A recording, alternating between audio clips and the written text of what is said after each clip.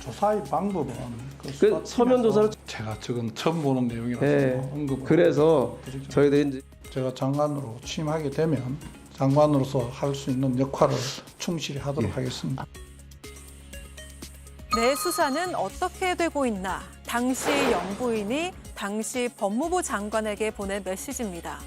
후보자 시절 그가 말한 역할, 과연 무엇이었을까요? 그리고 김안방, 박 전 장관의 휴대전화 속 김건희 씨 번호 저장명으로 밝혀졌는데요.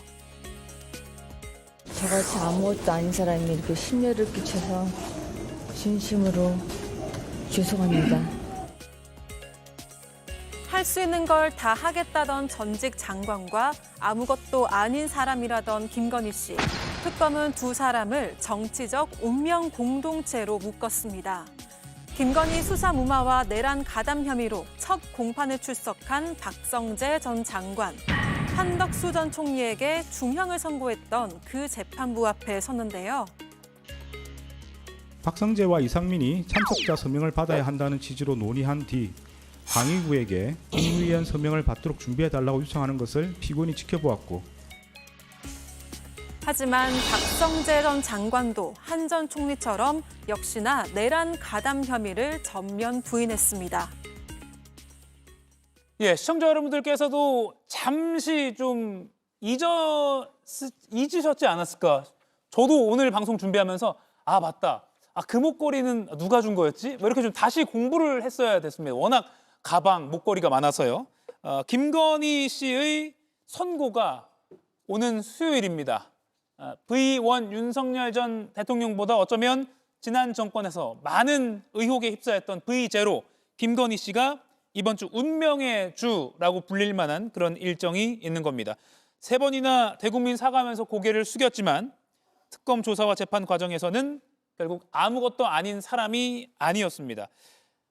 역시 또 기억을 되살려보면 특검은 김건희 씨에게 징역 15년형을 구형했었습니다. 장민미 변호사님. 네.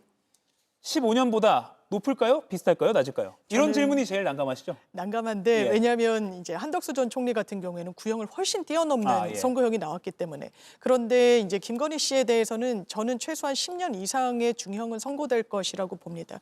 이 부분과 관련해서 지금 3가지 혐의로 재판을 받고 있습니다. 도이치모터스 주가 조작 혐의는 자본시장법 위반이고요. 이 미리 사전에 정보를 공유하면서 이 시장 질서를, 자본주의 질서를 완전히 교란시켰다는 겁니다. 굉장히 죄책이 크고 비난 가능성이 높다고 할 수밖에 없습니다. 또 통일교로부터 받은 부분과 관련해서는 통일교로부터 샤넬 가방 2개와 그라프 목걸이를 받습니다. 그 부분과 관련해서 샤넬 가방 받은 적 없다고 어떻게 보면 딱 잡아뗐죠. 그런데 이 부분을 또 다른 가방과 구두 등으로 바꿔가기도 했습니다. 이 해당 매장의 직원이 나와서 이 유경옥 행정관이 영상통화로 어떤 그 가방을 원하는지 김건희 씨로 추정되는 목소리가 흘러나왔다. 예. 나중에는 유경옥 행정관도 이 가방을 본인이 지시를 받고 교환해 준 것이 맞다라고 했습니다. 그런데 아니라고 부인하다가 재판부를 사실상 기망하고 나중에 더 이상 부인할 수 없는 지경에 이르자 사실상 마지못해 실토를 한다. 그리고 그라프 목걸이는 받은 부분과 관련해서 착용하지 않았고 내가 받지 않았으니 이 부분과 관련해서는 DNA 대조라도 해달라고 하는 부분 재판부가 대단히 좋지 않게 볼 겁니다. 또 하나는 명태균의 공천 개입입니다. 아까 도이치모터스 주가 조작 혐의가 자본시장 질서를 교란시켰다면 명태균 공천 개입은 완전히 민주주의의 근간을 흔든 겁니다. 거기엔 김건희 씨의 육성도 나옵니다. 내가 당선인한테 김영선으로 미르라고 했으니까 걱정하지 말라고 합니다. 그러면서 그 대가로 받은 게 뭐라는 게 특검의 시선입니까? 이 한 2억 9천만 원 정도의 이 여론조사 결과를 사실상 무상으로 받았다는 거 아니겠습니까? 예. 여기에 대한 단죄는 분명히 내려져야 되고 거기에 중형을 면하기는 어려울 겁니다. 예. 한덕수 전 총리가 깜짝 정말 선고 구형량보다 8년이나 더 높게 나왔기 때문에 지금 이 관련 물론 내란 재판은 아닙니다만 어떤 상황이 펼쳐질지는 알기가 어려운 상황이네요. 김기용 의원님 전망을 좀 해주시죠. 저는 구형량보다 더 높게 나올 가능성은 좀 없지 않을까 싶습니다. 예. 아무래도 이제 내란 혐의 관련해서 재판하는 것과 이거는 사실 어떻게 보면 주가 조작, 청탁, 공천 개입 그런 부분이기 때문에요. 저는 뭐 8년 정도 좀 생각을 해봅니다. 다만 여기에서 통일교 청탁 관련해서는 김건희 여사가 인정을 한 부분이 있습니다. 받았다고. 우리가 좀 헷갈릴 게 앵커께서도 말씀하셨지만 서희건설 쪽에서 이렇게 받은 부분이 이른바 나토 3종 세트, 그다음에 여러 가지 뭐 금 거북이, 기타 등등이 있는데 그 관련된 혐의는 아닙니다. 그렇기 때문에 통일교 관련된 거는 본인이 뒤늦게나마 인정을 했기 때문에 이 부분이 어떤 식으로 재판부가 어떻게 받아들일지 여부가 있는 것 같고요. 전 명태균 공천 개입 관련해서는 좀 생각이 다릅니다. 예. 왜냐하면 처음에 이 사람이 어떤 사람인지 모르지만 저도 선거를 뛰어봤지만 많은 사람들이 여론조사 관련된 것을 보내줍니다. 그런데 그게 정확히 이게 어느 정도의 의미가 있는지 잘 모르는 경우도 많거든요. 워낙 많은 사람들이 보내주기도 하기 때문에. 그래서 그거를 명시적으로 공천을 줄 목적으로 그거를 처음부터 애초부터 그런 생각하에 사실상 여론조사 돈을 주지 않은 상태에서 소위 말해서 공천과 여론조사 그 내용을 바터한다. 대가성으로 인정하면서 인식하면서 그렇게 했을 개연성은 전 크지 않다. 그렇기 때문에 그건 어떤 목적성과 고의성에 대해서 재판부가 어떻게 볼지를 좀 보고 있고요. 예. 도이치모터스 관련해서는 사실 문재인 정부 때 그 부분에도 수사를 했습니다. 그리고 또 윤석열 정부 때 수사를 했는데 뚜렷하게 어떤 결정적인 부분이 나오지 않았습니다. 다만 서울 고검으로 나왔을 때 그 주가 그 증권사 직원의 어떤 녹취가 나왔기 때문에 거기에 좀 결정적인 내용이 좀 있거든요.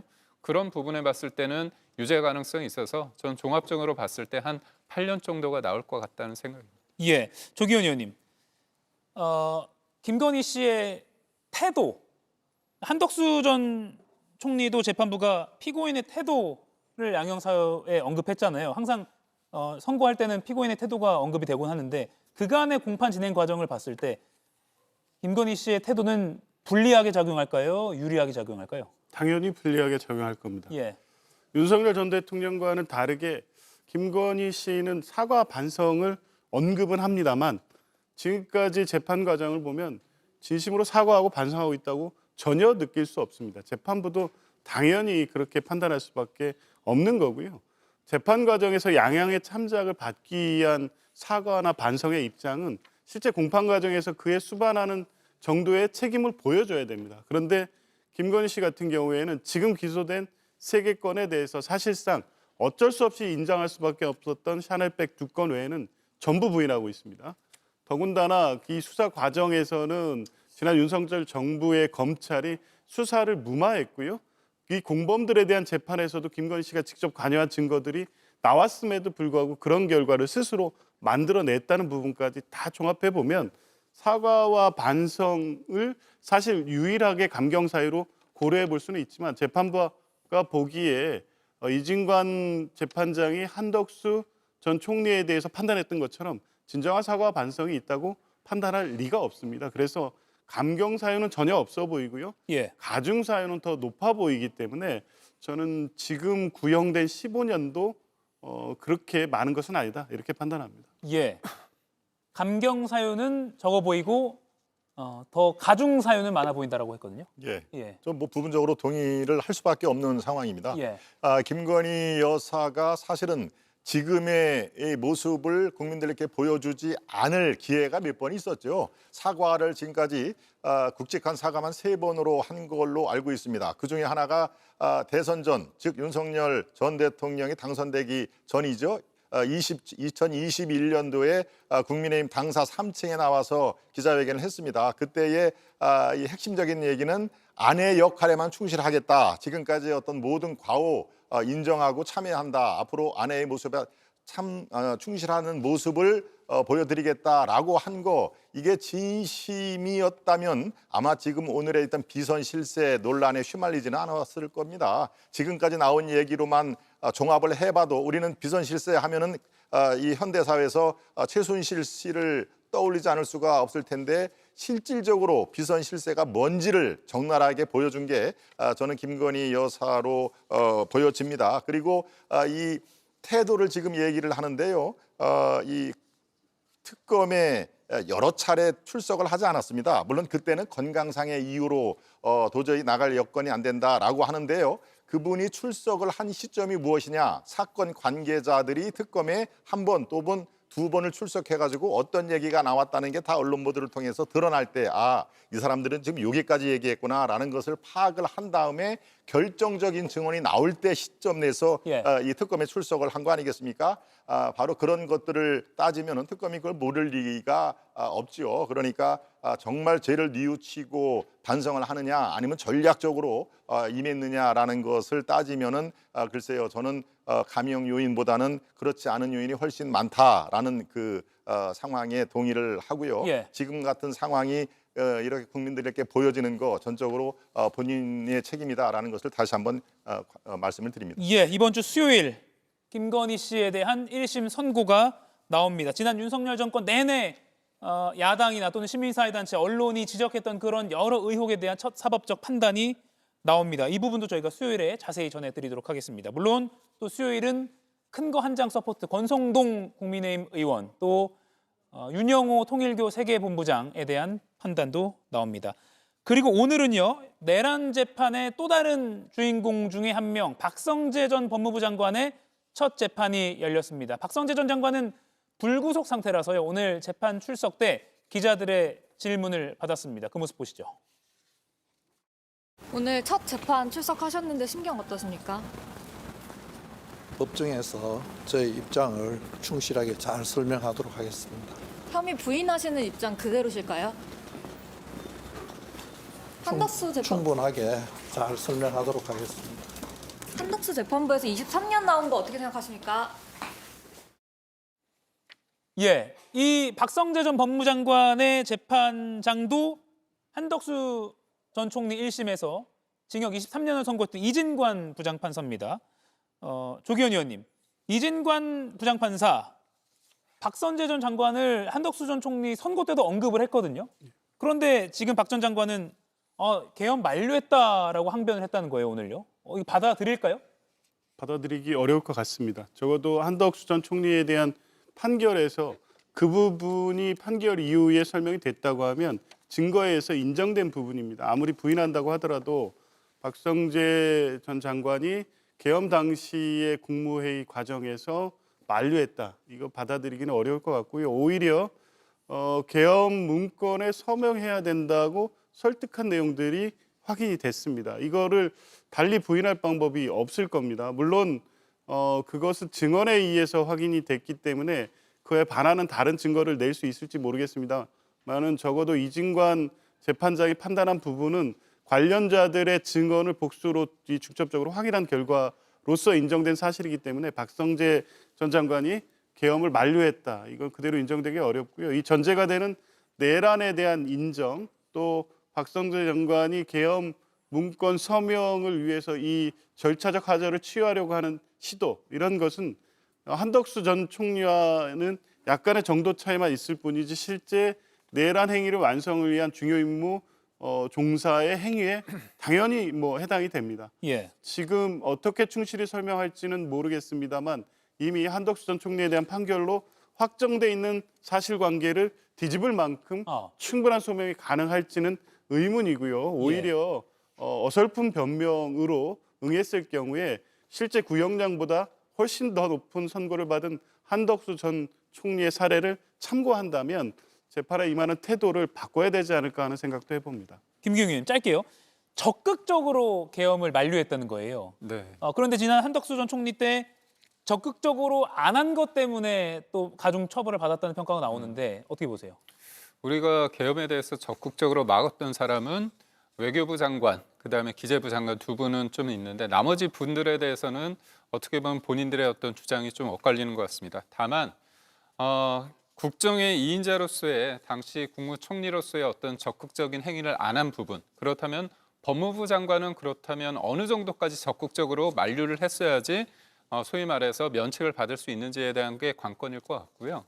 또 하나는 계엄이 선포됐을 때 그런 과정 속에서 위법성을 얼마나 인지하고 있는지, 그리고 합수본의 검사를 파견한 지시, 그다음에 교정시설 수요 여력 점검, 출국 금지 담당 직원 출근 지시, 이거는 박성재 전 장관 같은 경우는 구속영장이 2번 청구가 됐는데 2번 다 기각이 됐습니다. 그때 재판부에서 했던 건 이거는 어떤 지시에 의한 게 아니라 계엄과 관련해서 통상적인 업무 가능성이 있기 때문에 박성재 전 장관에 대해서 어떻게 보면 문제를 삼을 수 없다는 취지의 기각 결정을 했거든요. 그렇기 때문에 이 부분에 있어서는 좀 재판 진행되는 과정을 좀 보면서 그 유무죄의 판단을 좀 봐야 되지 않을까 싶습니다. 예, 바로 그 부분과 관련된 건데 장윤미 위원님, 그 부인할 수 없는 통화 기록이 있잖아요. 맞습니다. 계엄 당일날 법무부부터 뭐 검찰총장까지 뭐 출입국 본부장 등등 통화한 것 네. 이런 것이 있는데도 영장이 기각된 적이 있어서 네. 이게 진짜 그냥 정당한 업무라고 본 것인지 뭐 어떻게 봐야 됩니까? 불법성의 인식 여부로 빠져나간 건데요. 예. 재판 과정에선 계속 빠져나갈 수 없을 겁니다. 아. 기본적으로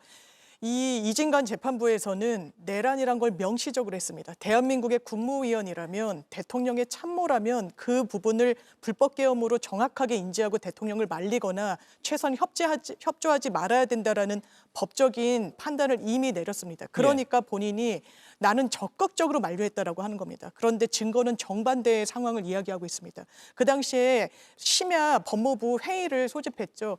거기에 첫날에 사표를 써가지고 어떻게든 그 좀 유명해진 류혁 감찰관 같은 경우에 예. 다음에 증인으로 나온다고 하는데 회고록 비슷한 걸 썼습니다. 그 책을 보면 그 당시 박성재 장관의 어떤 지금 주장과는 굉장히 상반이 된다라고 읽힙니다. 더더군다나 그 심야 회의 때 이 통화를 통해서 누구를 소집한 겁니까? 수용시설 수감 인원을 점검하기 위해서 관련자 소집합니다. 출입국 관리 출국 금지 업무를 지시를 합니다. 예. 그리고 선관위에는 대검에서 파견 나간 검사들도 있었다라고 윤석열 전 대통령의 공소장에도 들어가 있습니다. 그 주무부처 장관 누굽니까? 박성재 장관. 거기에 대해서 본인이 만류했다면 이 부분이 설명이 됩니까? 그 다음 날은 어떻게 했습니까? 계엄 다음 날 안가에서 회동 가졌습니다. 법조인 출신들로 이상민 전 행안부 장관과 검사 출신들 모여가지고 뭘 논의했습니까? 거기에 대해서 국회에 나와서는 뭔가 그냥 그 송년회 자리였다라고 이야기합니다만 그거는 국민을 눈속임하는 겁니다. 대한민국 사법부가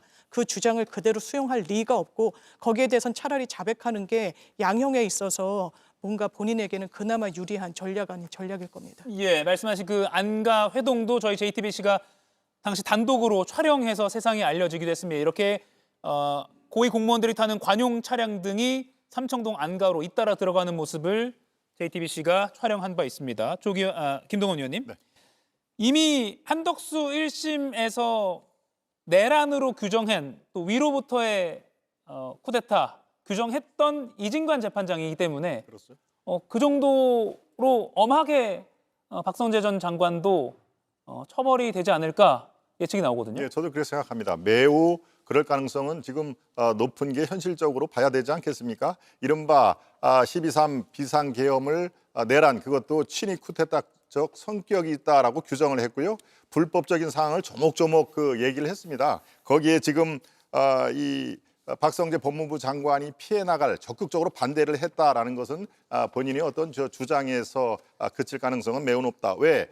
CCTV를 우리가 살펴보았습니다마는 적극적으로 반대를 하거나 뒷짐지고 있을 만한 그런 그 장면이 거의 나오지를 않습니다. 그런 의미에서 적극적인 반대보다는 적극적인 방조 또는 동조했던 그 내역이 쭉 나오죠. 저는 안가 해동, 비밀 해동의 그 멤버였다는 것만으로도 저는 유죄를 피할 수가 없다라고 제가 판단을 하고 있고요. 예. 마찬가지입니다. 수용시설 확보를 한다거나 또 기조실장의 법률적 조치를 추구를 해라라고 하는 그런 구체적인 지시 이것이 바로 이 이진관 부장판사에 의해서 내란으로 규정이 된 하나의 그 실질적인 행동적 조치를 수행했다 이렇게 볼 수밖에 없지 않느냐라고 판단하고 있습니다. 예.